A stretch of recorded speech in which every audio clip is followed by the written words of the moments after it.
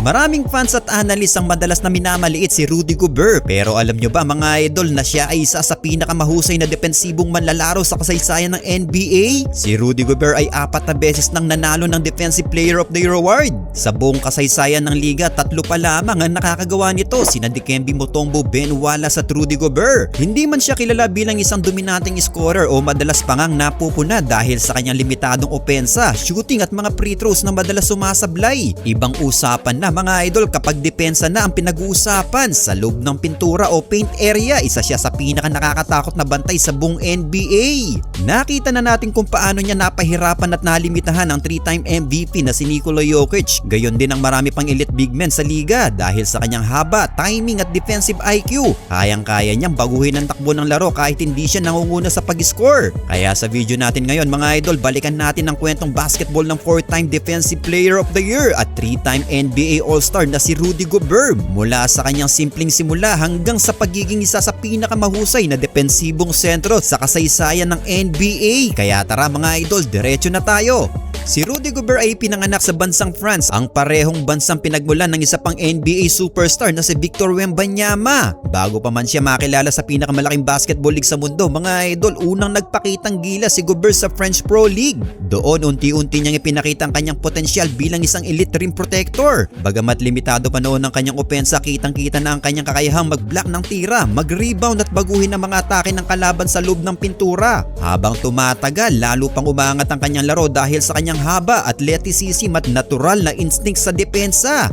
Nagsimulang mapansin ng mga NBA scouts ang batang sentro mula sa France. At pagsapit ng 2013 NBA draft, nagpasya si Rudy Gobert na subukan ng kanyang kapalaran sa NBA mga idol. Marami ang nagduda dahil payat pa siya noon at hilaw pa sa opensa. Ngunit may isang bagay na hindi may kakaila, ang kanyang napakalaking potensyal sa depensa. Sa round 1 27th overall pick ng 2013 NBA draft, napili siya ng Denver Nuggets mga idol. Pero pinamigay din mga idol sa koponan ng Utah Jazz. Hindi man siya kabilang sa mga top picks ng draft na yon, hindi alam ng marami na isa pala siya sa magiging isa sa pinakamahusay na defensive player ng kanyang henerasyon. Sa Utah Jazz, nagsimula ang tunay na paghubog kay Rudy Gobert sa kanyang mga unang season mga idol. Madalas siyang manggaling sa bangko at limitado lamang ang kanyang minuto. Ngunit sa tuwing nabibigyan siya ng pagkakataon, ipinapakita niya agad ang kanyang kakayahang protektahan ng rim at kontrolin ang depensa ng koponan. At mula roon, unti-unting sinilang ang bansag na Staples Tower, isang palayaw na sumisimbolo sa kanyang kakayahang pigilan at patahimikin ang mga opensa ng kalabang koponan. Habang lumalalim ang kanyang karanasan sa NBA, lalo ring lumalakas ang kanyang impluensya sa Utah Jazz mga idol.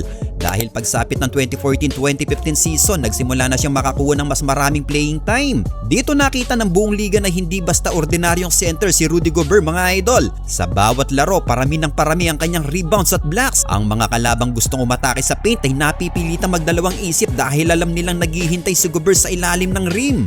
Noong 2016-2017 season naman, tuluyan nang naging defensive anchor ng Utah Jazz si Gobert. Nagtala siya ng mahigit 14 points, halos 13 rebounds at mahigit 2 blocks per game. Dahil sa kanyang depensa, nakabalik ang Utah Jazz sa playoffs at naging isa sa pinakamahirap kalabanin sa Western Conference. Well, bagamat hindi niya napanalunan ng Defensive Player of the Year noong taong yun, malinaw na isa na siyang elite defender sa NBA mga idol. At noong 2017-2018 season naman, dumating ang unang malaking pagkilala sa kanyang karera. Napanalunan ni Rudy Gobert ang kanyang unang NBA Defensive Player of the Year award. Sa season na yon, nagtala siya ng 13.5 points, 10.7 rebounds at 2.3 blocks per game. Ngunit higit pa sa stats ang kanyang naging epekto mga idol, sa tuwing nasa court siya, bumababa ng malaki ang field goal percentage ng mga kalabang sumusubok umatake sa rim. Para bang may invisible wall na nakatayo sa ilalim ng basket mga idol. Hindi pa doon natatapos ang kanyang dominasyon. Noong 2018-2019 season, muling kinilala si Gobert bilang pinakamahusay na defender ng liga matapos niyang makuha ang kanyang ikalawang sunod na Defensive Player of the Year award. Sa season na yon mga idol ay nagtala siya ng 15.9 points, 12.9 rebounds at 2.3 blocks per game. Mas lumakas pa ang kanyang presensya sa depensa at naging sentro ng sistema ng Utah Jazz. Habang lumilipas sa mga taon, unti-unti nang napapatunayan ni Gobert na hindi aksidente ang kanyang tagumpay. Noong 2020-2021 season, nakuha niya ang kanyang ikatlong Defensive Player of the Year award. Sa edad na yon, nakahanay na ang kanyang pangalan sa mga alamat na depensa tulad ni Dikembe Mutombo at Ben Wallace. Sa parehong season, nagtala siya ng 14.3 points, 13.5 rebounds at 2.7 blocks per game habang tinutulungan ng Jazz na magkaroon ng isa sa pinakamahusay na record sa buong NBA. Ngunit sa kabila ng kanyang personal na tagumpay, mga idol, hindi pa rin makalusot ang Utah Jazz sa pinakamalalim na bahagi ng playoffs. Paulit-ulit sila nagkakaroon ng magagandang regular season, ngunit laging kapos pagdating ng postseason.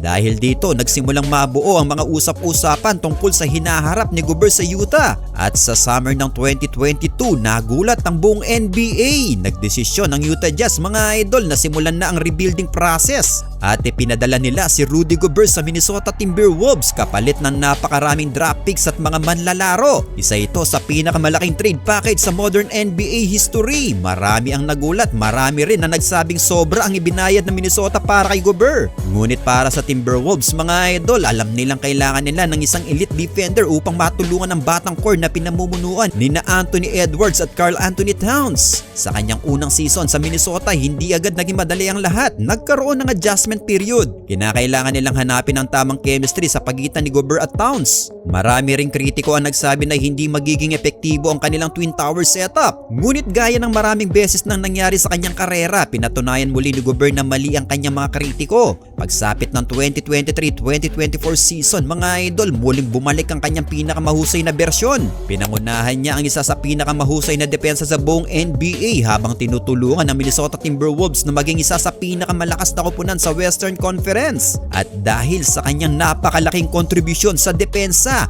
napanalunan niya ang kanyang ika-4 na Defensive Player of the Year award. Dito tuluyan siyang sumama sa eksklusibong grupo ni Dikembe Mutombo at Ben Wallace bilang tanging mga manlalarong may 4 na DPOY trophy sa kasaysayan ng NBA. Well, kung pag-uusapan naman ng kanyang mga personal records, talagang kahanga-hanga ang kanyang naging karera, mga idol. Ang highest scoring game ni Rudy Gobert sa NBA ay 35 points.